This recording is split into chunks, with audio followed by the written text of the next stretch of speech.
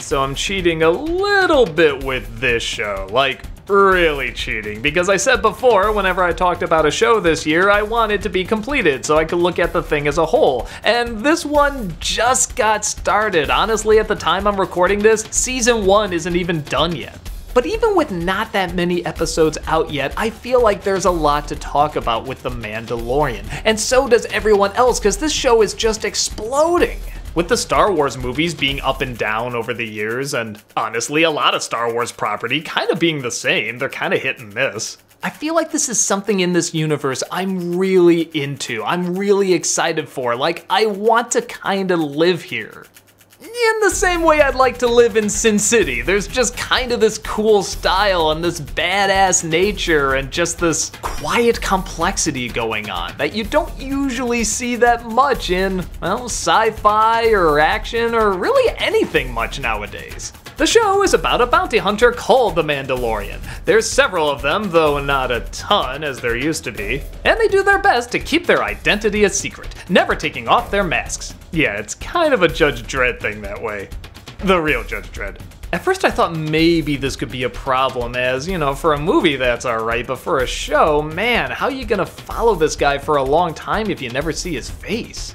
But so much about this character is kept deep and simple. He doesn't talk much, but you know what he's like. He's angry, but he's in control. He's very to himself, but he will definitely act. He doesn't put up with any bullshit, but he'll do what needs to be done, both professionally and ethically, even if that means giving up something very important. One of the factors that keeps us interested in him is that there is so much mystery around him, and they do show you bits and pieces of his past. You do see him as a child, you know something tragic happened. You know he thinks of it a lot, so it's something that really defines him. But they're showing it to you very slowly. The rest of the show, so far, is him traveling and performing these jobs, but there's one in particular that he seems to be really stuck with. The Empire, or what's left of it, has hired him to pick up a particular organism. An adorable little meme everybody is calling Baby Yoda. Though clearly this can't be Baby Yoda, this takes place after Return of the Jedi. He seems to be the same species, and again, there's a lot of mystery around him. Where'd he come from? How many of these are there? Why does the Empire want him? As you'd imagine, there's a lot of betrayal, backstabbing, people banding together and then turning on one another. And a big crazy ass chase starts that of course he's in the middle of.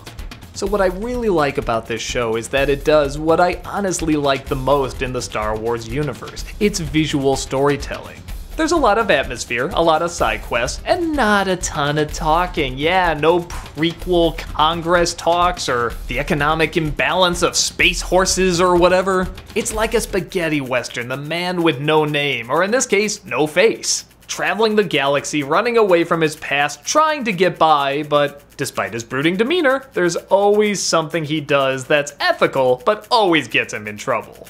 Most of the characters work the same way. They're simple, but you can understand them very quickly. They don't say much, but through their movements and their actions and the few words they do say, you know what they're all about. The show was developed by Jon Favreau, who I've been shedding a lot on lately, but I really think he's hit on something amazing here.